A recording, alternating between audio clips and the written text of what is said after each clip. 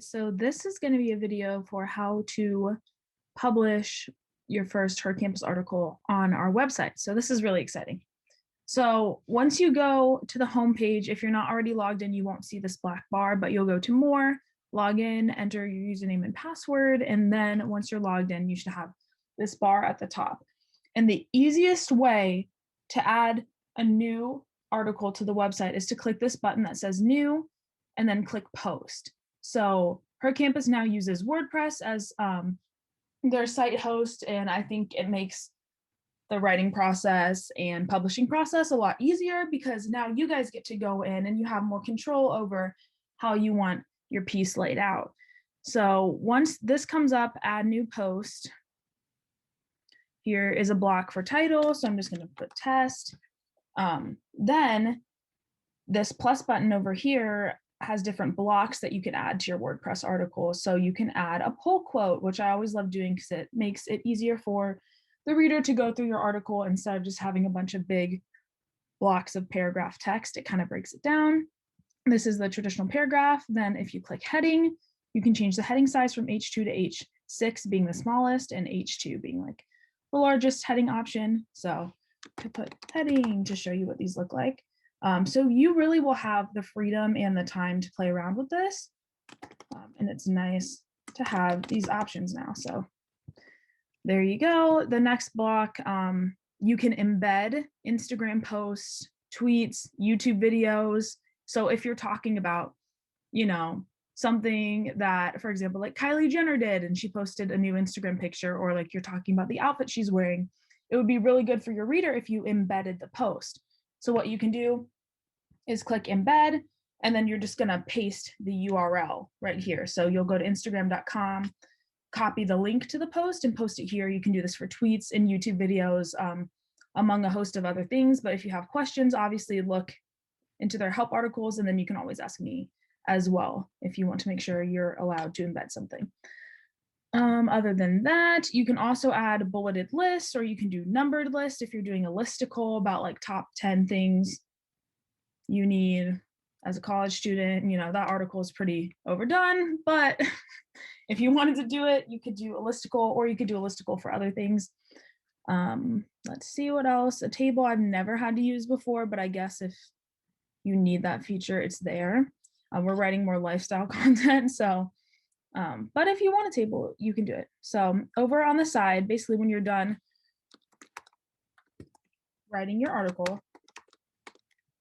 you're going to go over here under post.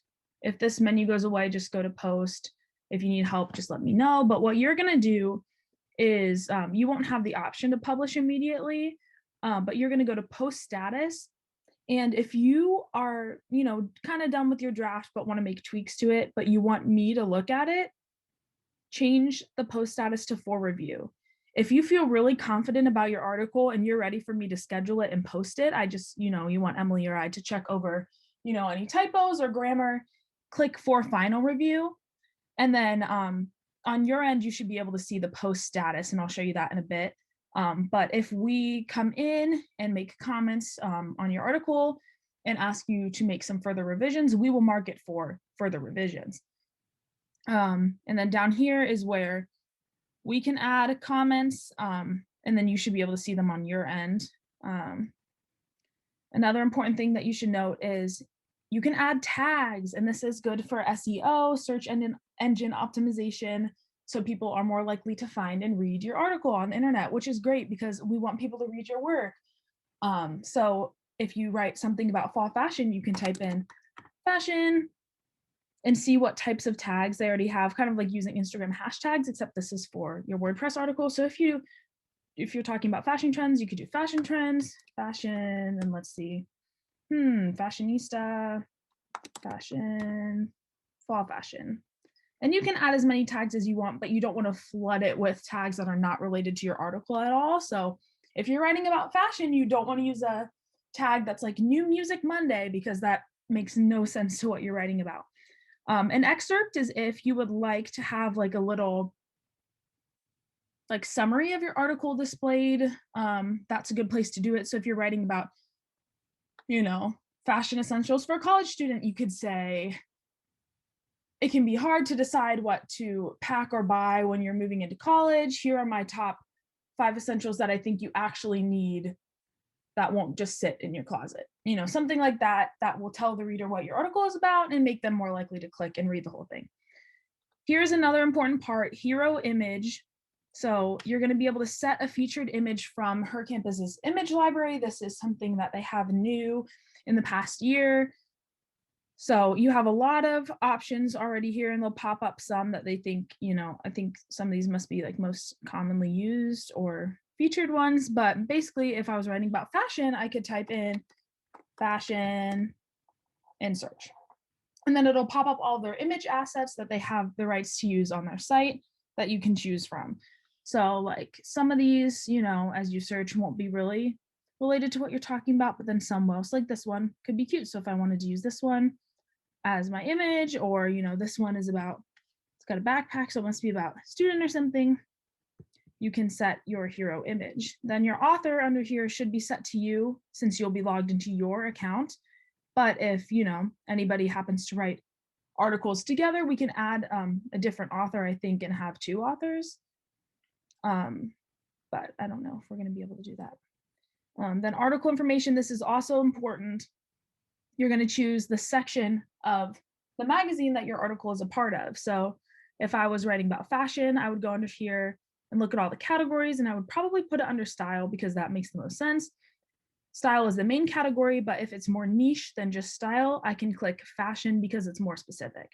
If I was writing about, you know, room decor or college dorm decorations, I would click this, and then obviously, you know, beauty. So these are all the different topics.